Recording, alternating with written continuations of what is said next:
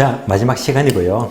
오늘 첫 시간인데 또 책을 소개 안 하면 섭섭하죠. 그래서 자, 간단히 책을 소개하고요. 진행하겠습니다. 오늘 소개해드릴 책은 제목이 고시원 킹입니다. 저자가 서봉기 씨인데요. 여러분이 지금 딱딱한 기본서를 보다가 이런 책을 읽게 되면 책이 술술 읽혀요. 재미가 있고 아주 쉽습니다. 이 저자는 30대에 7년 동안 직장 근무하다가 7년 만에 잘려요. 실직을 합니다. 어떻게 하죠? 부인과 한참 대화하다가 좋아, 이참에 마음 푹 놓고 쉬자. 제주도로 갑니다. 제주도에서 한 달 살기.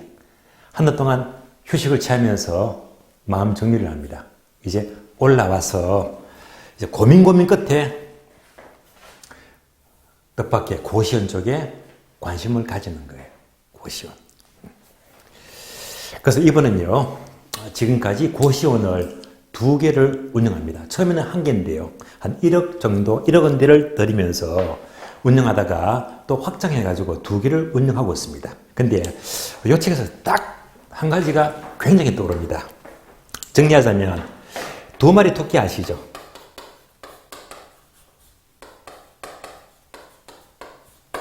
그러니까 고시원을 운영하면 2마리 토끼를 전부 다 잡을 수 있어요. 자, 그 2마리 토끼가 뭐냐? 첫 번째는요, 시간적 자유예요. 멋지죠? 시간적 자유를 누린다. 2번째, 높은 수익률입니다. 이렇게 2마리 토끼를 전부 다 잡을 수 있는 장점이 있대요. 자, 첫 번째, 시간적 자유 하게 되면, 자, 분명히 주인공은요, 저자는 고시원을 2개 운영을 하는데, 2개. 그러면 2개를 운영하면서 주 2일입니다. 일주일 중에서 이틀만 일해요. 주 2일 근무. 그러니까 주 2일, 고시원 2개인데요. 하루는 이쪽, 하루는 저쪽. 이틀하고 5일이 프리합니다. 그게 가능하거든요. 왜냐? 바로 고시원은요, 그냥 운영하는 것보다도 오토 시스템, 자동 시스템이죠. 요즘은요, 사물 인터넷이 발달이 돼요. 특히 이제 고시원 군데군데 CCTV 있잖아요. 이거 깔게 되면 모바일, 핸드폰에 딱 화면 뜨잖아요. 그러니까 이제 꼭 굳이 근무하지 않더라도 이렇게 해서 이제 관리가 얼마든지 가능하거든요. 그래서 2군데니까 하루 한 군데, 다른 데 한 군데, 이틀 근무하고요. 5일을 아주 프리하게 보내고 있습니다. 멋지잖아요. 다음에는 수익률이 높다. 우리가 되게 상가하게 되면요. 보통 상가 수익률은요. 5% 넘으면 굉장히 좋게 보거든요. 5% 초과하게 되면. 근데 얘는 5%, 7%, 10%가 아니고 와, 얼마입니까? 수익률 30%입니다. 정말 많잖아요. 1억 투자하면 얼마? 300만원입니다. 월. 3억 투자하면 3억. 3억 투자하면 3, 3억 9, 900만 원이죠. 그래서 저자는요, 3억 원대를 투자해서 1000만 원 법니다. 3억 하게 되면, 자, 서울 지역의 아파트 반값도 안 돼. 그렇잖아요. 그래서, 이런 돈을 투자해가지고 월 1000만 원 수익을 내고 있습니다. 그래서 벌이 좋지, 시간도 많지, 2마리 토끼를 한꺼번에 잡고 있습니다. 저를 이제 고시원하게 되면요, 여러분들 심심할 때 그냥 유튜브 검색할 때 그 흥미 위주로 보지 마시고 게임도 자제하시고 뭘 본다? 고시원 킹 찾아보세요. 고시원 킹. 그러면 이제 저자는요, 유튜브에서도 이 사이트를 운영하면서 아주 좋은 내용들을 안내해주고 있거든요. 아마 도움되실 거예요. 그래서 보통 이제 고시원하게 되면 제가 보기에는요, 주로 대도시. 자, 서울이면 뭐 노량진, 뭐 마포, 뭐 송파 또는 홍대 근처 이런 쪽은 고시원이 잘 될 겁니다. 또 서울이 아니면요, 뭐 인천이다, 서울, 부산, 대구 대도시의 전철 역세권은요, 고시원이 아주 활성화되어 있잖아요. 수익이 좋다는 말입니다. 그러면 어떡합니까? 중소도시, 작은 도시는 아무리 생각해도 고시원 운영이 쉽지가 않겠다. 그런 한계가 있는 것 같아요. 그리고 제가 이 책을 보면서 또 뭘 느꼈느냐?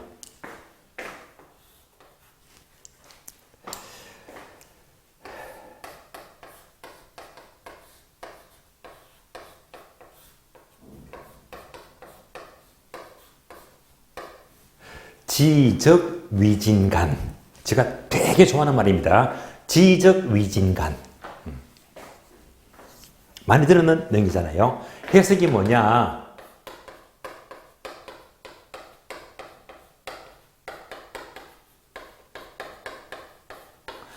하는 만큼 보인다. 예, 정말 멋진 말이에요. 그래서 이것 때문에 제가 책을 많이 읽거든요. 책을 많이 읽는 만큼 그만큼 뭐 스키마가 넓어져요. 배경 지식이 넓어집니다. 지식과 지식이 넓어지잖아요. 그래서 이 책을 보면서 제가 전혀 몰랐던 고시원의 또 다른 세계를 아는 만큼 정말로 도움이 되었습니다. 또 여러분이 나중에 합격하시고 딱딱한 기본서를 떠나서 흥미있는 이런 책을 보시면 특히 중개실무, 그래서 고시원과 관련해서 중개실무를 언급하지만 이 자체가 중개업을 하는데도 도움이 되겠더라고요. 저도 도움 받았습니다. 이리저리 도움되더라고요. 시험 되시면 참고하시고요. 자, 그러면 책을 보겠습니다. 책.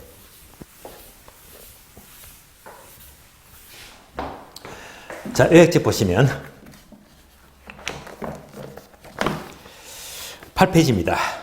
동그라미 3번 필지와 백지, 필지, 백지. 이것도 중요합니다. 그래서 필지, 백지는요, 요약집을 보시니까 설명이 잘 되어 있죠. 요약집 보겠습니다.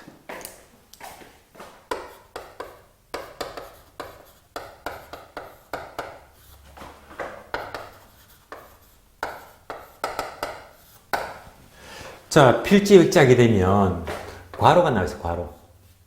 괄호로 구분하죠. 예를 들면요, 어떤 땅이 있어요. 자, 이 땅은 10-1번지 땅이다. 10-1번지. 똑같은 땅인데 경우에 따라서는 필지가 되기도 하고 또는 획지가 둘 다 될 수가 있다. 그래서 양절을 가장 쉽게 구별하는 것은요, 권리를 가리키면 필지가 돼요. 권리가 아니고 가격을 가리키게 되면 획지가 됩니다. 권리는 뭐지? 필지. 가격은 획지라고 보시면 돼요. 예를 들면, 자, 어떤 사람이 묻습니다. 이 땅요, 이 땅은 가격이 얼마입니까? 땅값 얼마입니까? 요건 묻잖아요. 이럴 때 뭐가 되지? 획지. 그래서, 이 땅값은 5억 합니다. 5억. 땅값 5억이죠. 이때 획지 가격이 5억이다. 5억인데 또 묻습니다. 10-1번지 이 땅은 갑의 땅입니까? 을의 땅입니까? 도대체 누구 땅입니까? 묻게 되면 권리를 묻지. 얘가 바로 필지. 구분되시겠죠? 하나씩 봅니다. 그러면 필지는요, 어디서 공부합니까? 2차 과목이죠. 공간정보법입니다. 공간법에서 공부하는 내용입니다. 두 번째. 자, 공간법. 공부했죠? 복합개념, 법경기. 그래서 법률적 개념입니다.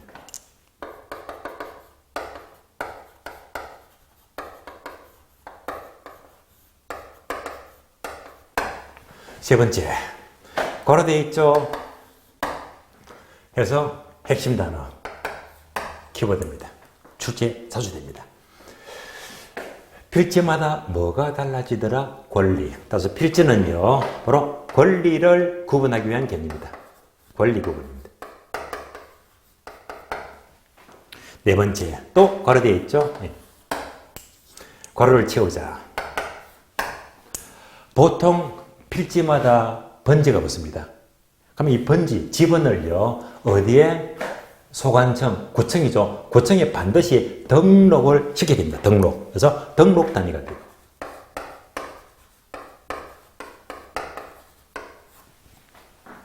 다섯 번째. 필지마다 권리가 달라지더라. 즉, 소유권, 권리가 달라집니다. 소유권, 권리, 소유권 하게 되면 바로 소유활동입니다. 소유활동에서 필지가 강조되고 있습니다. 다음에 획지는 가격이죠. 가격을 다른 말로 감정평가라고 부르죠. 그래서 획지는요, 감정평가상 용어입니다.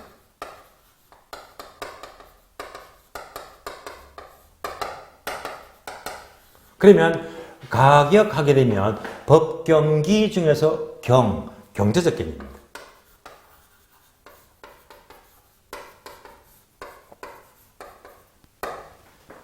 세 번째 괄호되어 있죠. 획지마다 무엇이 달라지더라? 가격 또는 가격 수준입니다. 따라서 가격 수준을 구분하기 위한 개념입니다. 네 번째, 획지는 등록과 거리가 멀다. 보통요, 획지는 가격이니까 가격하게 되면 어떤 땅이요. 자, 여기다가 주택 지을까, 상가 지을까, 공장 지을까, 어떤 용도로 이용하느냐에 따라서, 이에 따라서 가격이 달라지고 있습니다. 따라서 어떤 용도로 이용하느냐, 어떤 단위, 이용 단위. 이에 따라서 가격이 달라지는 거예요. 다섯 번째, 괄호되어 있죠. 출제가 되었습니다. 그러면 획지는 가격을 주고받더라. 가격을 주고받는 게 무슨 활동? 소유활동이 아니고 거래활동입니다. 부동산 거래 활동에서는 필지보다 획지가 중시됩니다. 자, 이렇게 보시면서 설명이 다 끝났으니까 책을 보고 확인해 볼까요? 책을 봅니다. 요약집. 자, 요약집 보시면요, 8페이지 3번이 있죠. 바로 밑에 표가 납니다. 자, 필지는 두 줄 있죠. 친절하게 밑줄 되어 있잖아요. 토지의 등록 단위 밑줄되는 그대로 보시면 되고요. 획지는요, 세 줄 나 있죠. 두 줄만 밑줄합니다. 인위적, 자연적 등 조건에 의해서 다른 토지와 구별되는 가격 수준이 비슷한 일단의 토지 밑줄. 이대로 지문이 나오고 있습니다. 다음에 4번요. 나지와 금부지는, 자, 그림으로 간단히 볼까요? 요거.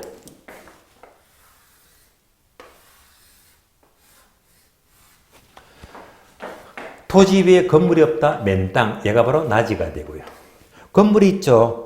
그러니까 얘는 바로 복합부동산. 이때 부지가 바로 금부지예요. 금부지. 나지와 금부지. 그러면 금부지는 제가 설명을 지난 시간 상세히 했잖아요. 원칙은 금부강가, 예외가 금부정가. 복합부동산은 통틀어서 무슨 평가? 일괄평가. 무슨 법? 거래사례 비교법. 그리고 이런 부분에서 복합화사 전체에 수익하는 방법. 직연상 기억나시죠? 직접법은 토지, 나머지 직선법은 복합부동산 연결했잖아요. 설명 다 들었습니다. 책을 볼게요. 표를 보시면 첫 번째, 나지는 두 줄 그대로 밑줄 하세요. 그대로 자주 납니다. 토지에 건물 기타 정착물이 없고 지상권 등 토지의 사용 수익을 제한하는 사법상 권리가 설정되지 아니한 토지 밑줄. 얘가 그대로 나지가 되고요. 금부지는 이제 원칙은 금부강가, 예외가 금부정가 떠올리시고 5번요. 법지와 빈지. 아래 표가 나옵니다. 자, 법지와 빈지는요. 설명을 먼저 드리고 책을 보겠는데요. 그러면 자, 강의 노트 보시면 설명이 나죠. 법지와 빈지. 자, 법지 빈지죠.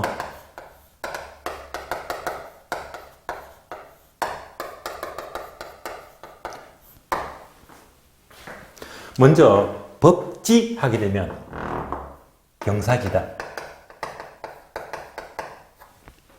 빈지 하게 되면 해변가 토지, 해변가의 토지이다. 그래서 강의 노트 보시니까 크게 두 가지로 구분하더라. 첫 번째, 소유권 인정 유무. 두 번째는요, 활용 실익이다.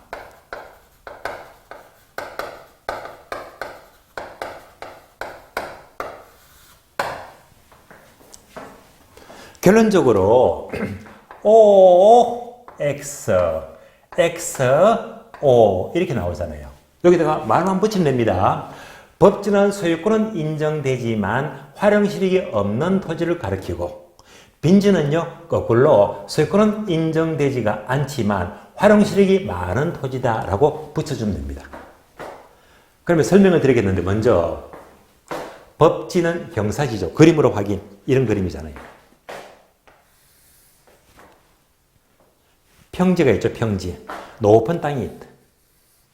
자, 이럴 때 여기에 주택을 만약 짓게 된다면 붕괴 우려가 있어요. 그래서 이렇게 축대를 쌓아 올리자. 얘가 무슨 땅? 법지. 법지. 그럼 통상 법지 부분의 면적은요, 얘가 되겠네. 요거. 이만큼 면적이 돼요. 그래서 수직으로 내려뜨리면요, 이만큼 부분이 바로 면적이 되고, 이것을 여러분들이 2차 과목 공부하시면 수평 투영 면적이다라고 부릅니다. 수평 투영 면적이다.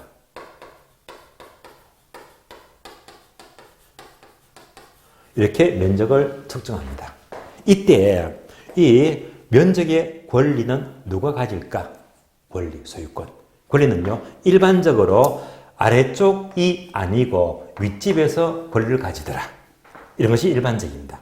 따라서 법지 부분의 이 면적에 대한 소유권, 권리는 누가 가진다? 위쪽에서 주로 소유권을 가지더라. 반면에 이 축대는요, 활용실익이 전혀 없잖아요. 축대 빼고는 쓸 게 없잖아요. 따라서 소유권은 인정되지만 활용실익이 없는 토지가 법지가 된대요. 여기까지 보시면 되고요.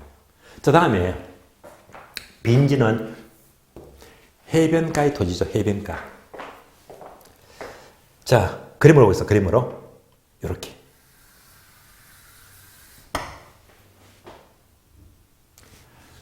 바다겠습니다. 바다.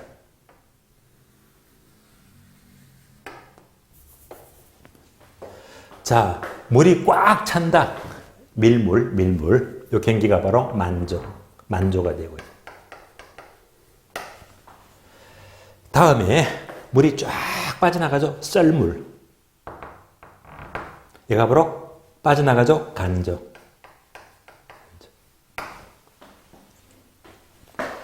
그러면 밀물과 썰물입니다. 이때 요 사이에 땅이 있죠. 요 땅. 여러분들 가보셨죠? 서해안에 많잖아요. 얘가 뭐라고 부르죠? 얘를 빈지 하시면 안 됩니다.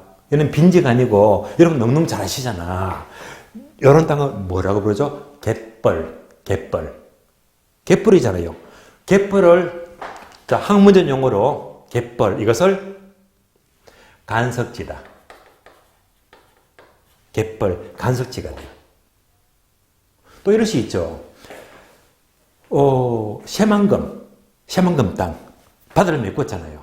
새만금 땅은 이렇게 방조제, 제방을 쌓아 올려서 바다를 메꿨잖아요. 전부 다 바다를 메꿨다. 이게 전부 다 메꾼 땅, 매립했잖아요. 이 메꾼 땅을 뭐라고 부를까요?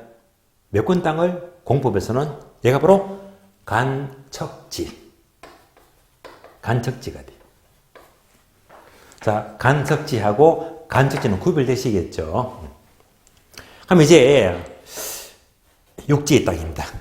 해변가.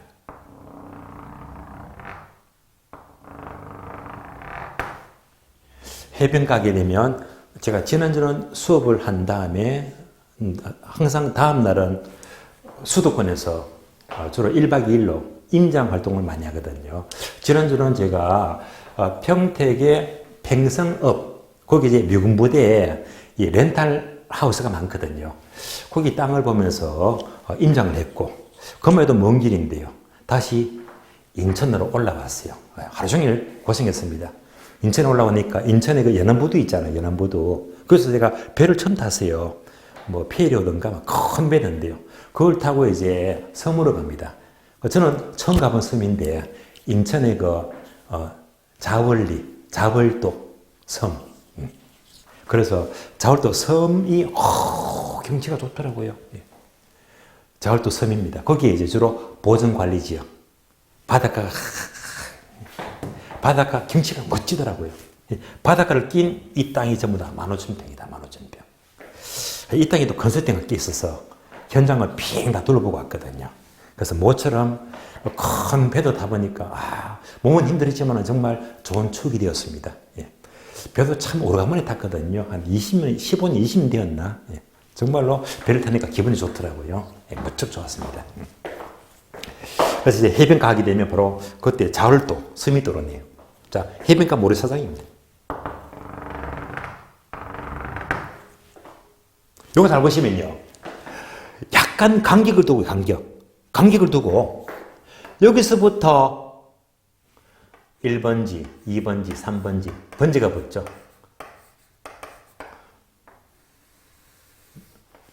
그러니까 이제 여기서부터 번지가 붙으니까 공간법이 적용됩니다. 뭐지? 필지. 얘가 바로 필지가 돼, 필지. 그러면 이제 여기서부터는 번지도 없고 바닷가잖아요. 여기서부터 해수면까지는 어떻게? 바로 공유수면 관리하는 법률이 있죠. 그래서 공유수면 관리법입니다.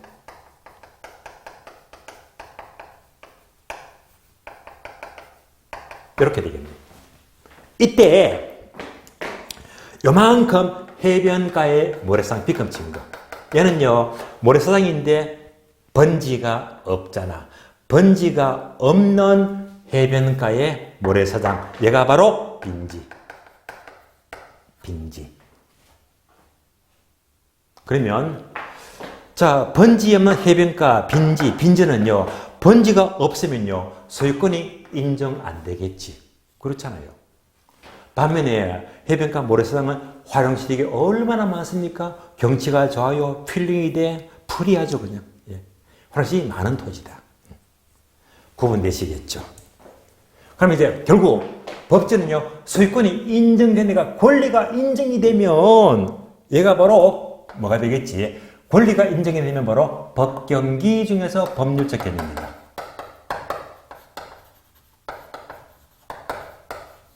법률적 개념이 되고요.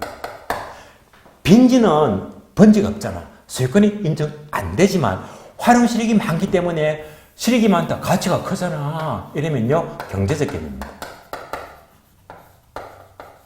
이렇게도 구분할 수가 있다는 말입니다. 결론. 우리 시험은요, 얘는 무조건 이렇게 바꿔서 물어. 그래서 바뀐 단어만 조심하시면 돼요. 얘가 전부 다입니다. 자, 그러면 책을 볼까요? 자, 책을 보시면 자, 5번이죠. 법지와 빈지 표를 보시면 법지는 밑줄입니다. 법으로만 소유할 뿐 활용실익이 없는 토지 밑줄. 한 줄 내려가세요. 경사면의 토지 밑줄. 자, 빈지는 밑줄입니다. 소유권이 인정되지 않는 바다 육지 사이의 해변 토지 밑줄. 6번 내려가요. 휴한지와 유유지는 따로 설명을 드릴 게 없으니까 액면 그대로 보세요. 체크합니다. 휴한지는 농지 등을 정상적으로 쉬게 하는 토지다. 밑줄 하세요. 쉬게 하는 밑줄. 쉬는 토지가 휴한지입니다. 쉬는 토지. 공한지는요, 문장 한 줄 모두 밑줄 하세요. 도시 지역에서 집가 상승만을 기대하고 장기간 방치된 토지가 공한지가 되고요. 다음에 유지는요, 자, 바람직하지 못하게 밑줄입니다. 놀리고 있는 밑줄, 노는 땅이죠. 놀리고 있는 토지가 유유지입니다. 다음에 7번. 맹지와 대지는, 자, 그림 보고 간단히 확인. 맹지와 대지. 도로가 있는데 꽉 막힌 땅이 있습니다. 얘가 막혔죠? 바로 맹지가 되고요. 맹지. 자, 꽉 막힌 땅을 활용하자. 이렇게 도로를 냈도록. 도로를 내게 되면 입구가 좁은 자료형 토지가 되겠네. 얘가 바로 자료형 대지. 자료형 토지입니다. 맹지와 자료형 토지.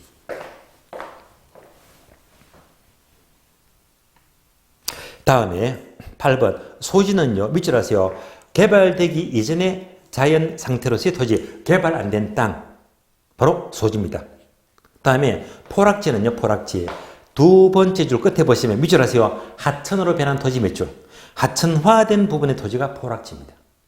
다음에 공지는요, 중간부터 밑줄 하세요. 건축법에 의한 건폐율 등의 제한으로 필지 내에 비어있는 토지. 그러니까 건물 짓고 남은 토지. 건물 짓고 남은 토지가 공지가 되고요.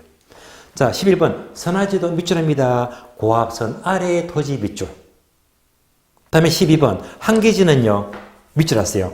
택지 이용의 최원방권의 토지 밑줄. 택지 이용의 최원방권의 토지다. 가장 멀리는 최원방권이 한계지인데요. 자, 한계지는 간단히 개념을 이렇게 볼까요? 개념.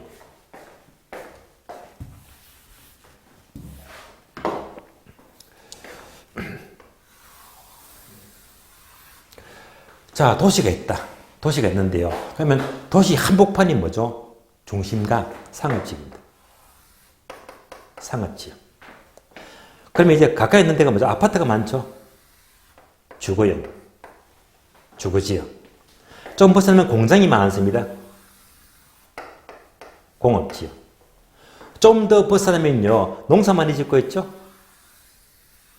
농지지역. 가장 멀리 산이 많다. 임지지역입니다. 이게 도시가 이렇게 확대가 되고 있습니다. 그래서 방금 보았듯이 한계지는요, 택지형의 최원방권의 토지인데, 그러면 테두리가 5개죠. 1번, 2번, 3번, 4번, 5번. 자, 한계지는요, 몇 번 테두리가 한계지가 될까요? 자, 여기서는요, 좀 경합이 되는 게, 한계지는 5번이다. 아니야, 3번이야. 이렇게 이제 의견 충돌이 되거든요. 자, 한 번 더 책을 보니까 밑줄 긋잖아요. 한계지는 뭐라고 했죠? 택지 이용의 최원방권이라고 했죠. 여기서 포인트가 뭐지? 최원방권인데 무엇의 최원방권? 택지 동안 택지. 택지가 뭡니까? 주상공. 주상공. 그러니까 자, 주상공 요거잖아요. 택지 주상공의 최원방권. 몇 번 테두리? 3번 테두리. 얘가 바로 한계지다.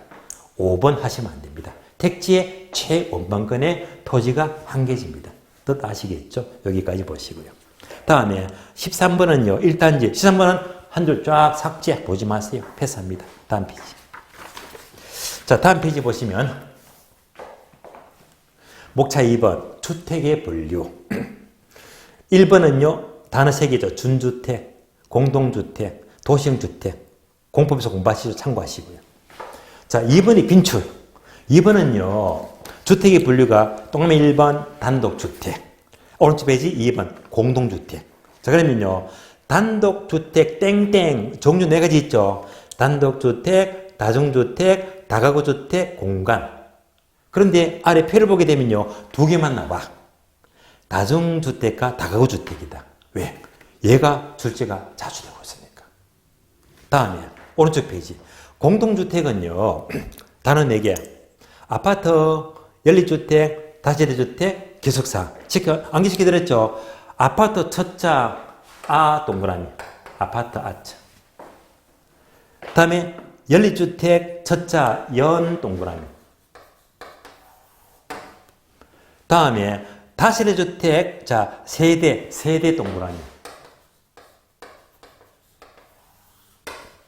마지막으로 기숙사 동그라미, 기숙사.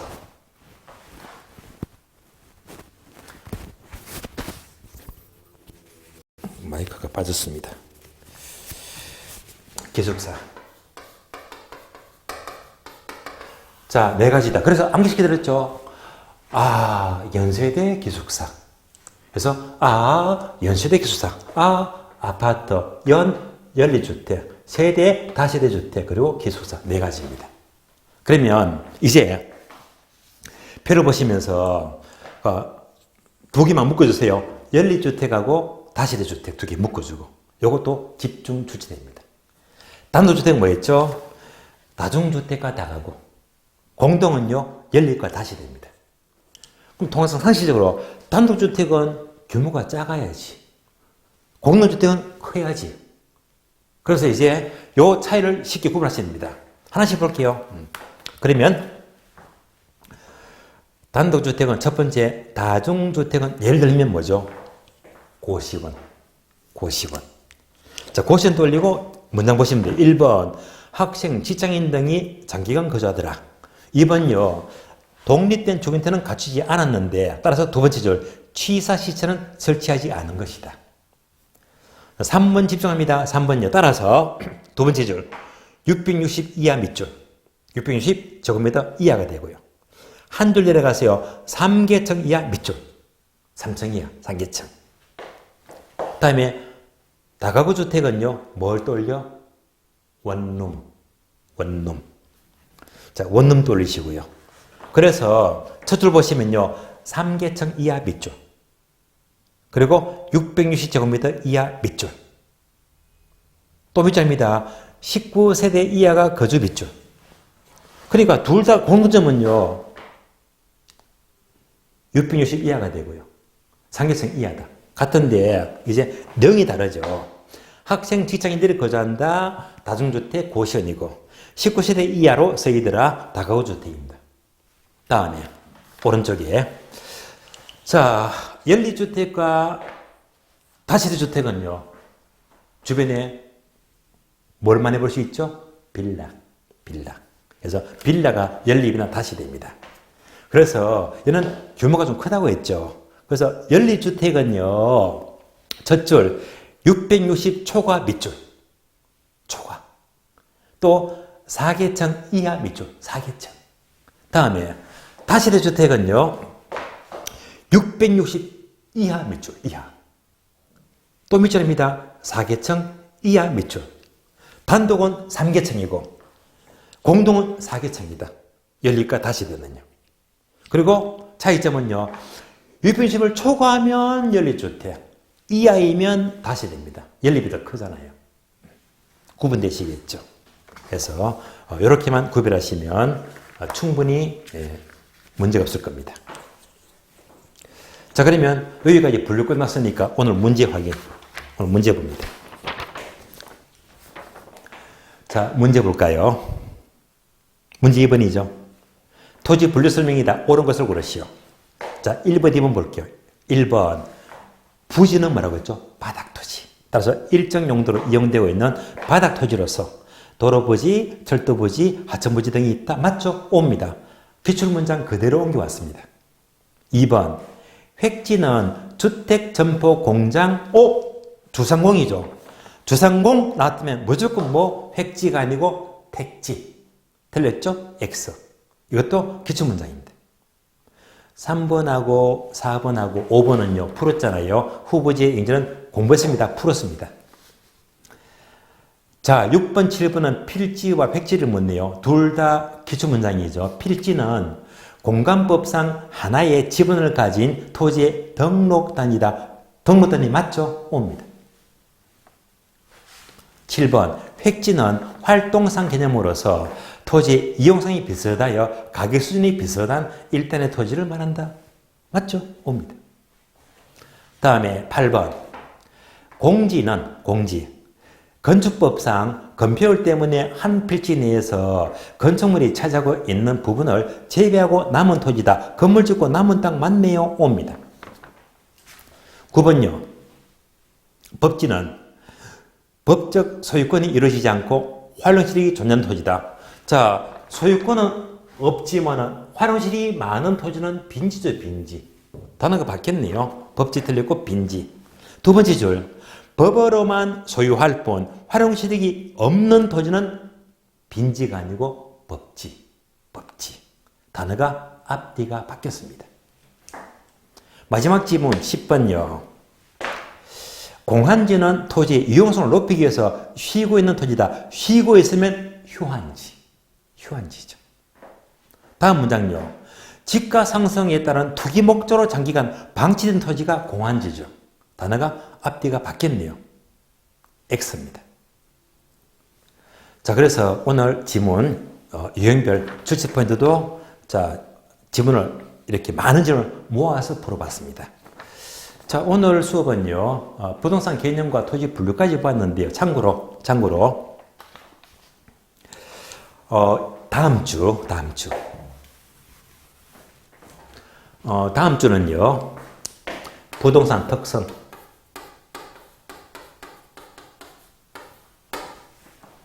그리고 얘가 끝나면요, 수요 공급 넘어갑니다. 자, 넘어가서 어디까지? 탄력성. 탄력성 앞부분까지 공부할 겁니다. 앞부분까지. 일부. 그러면 제가 이걸 왜 쓰느냐. 부동산 특성이 있죠.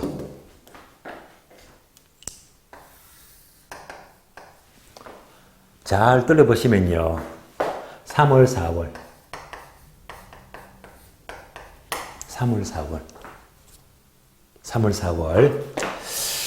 3월달 수업에서 부동산 특성, 그러니까 3월달 수업은요, 여러분들이 그 강의를 찾아보시면 5강하고 6강입니다. 3월 강의에서 5강, 6강이 바로 특성을 설명하고 있습니다. 혹시나 여러분들이 이제 5월달에 내가 강의를 처음 듣는 분들은요, 제가 과제를 남겨드렸는데 3, 4월 강의하면서 5강, 6강 수업에서는 특성마다 핵심 단어, 핵심을 페이지. 제가 분명히 빨간 볼펜 가지고 어떤 단어는 페이지를 전부 다 일일이 다 적어드렸거든요. 그래서 특성은 이 페이지를요, 한 번 더 찾아보고 오시면 수업이 다음 주가 편합니다. 만약 다음 주는요, 특성을 부동성, 부정성, 영수성, 개별성, 인접성 전체를 다 끄집어내고요. 학교는 1편, 2편, 3편, 4편, 5편 전체를 전부 다 한꺼번에 전하기 때문에 여러분들이 미리 이렇게 안 보고 오게 되면요, 눈 뜨고 오락가락 해버립니다. 그러니까 따라잡기가 어려워지기 때문에 미리 3월달, 4월달 페이지 적어준 것, 요것만큼이라도 페이지를 찾아와서 읽어보게 되면 아마 2시간 걸릴 거예요. 그렇게 보고 난 다음에 천천히 막 풀게 되면요, 아, 이 단어가 여기서 나왔구나, 저기서 나왔구나, 위치가 찾아지거든요. 그래서 이제 미리 페이지를 확인하고 3월달 강의 5, 6강을 보시면 나옵니다. 페이지가 다 안내를 하고 있거든요. 이렇게 보시면 다음 주 수업은 한결 수월합니다. 자, 이렇게 보도록 하고요. 오늘 수업은 여기서 모두 마치도록 하겠습니다. 자, 수고하셨습니다.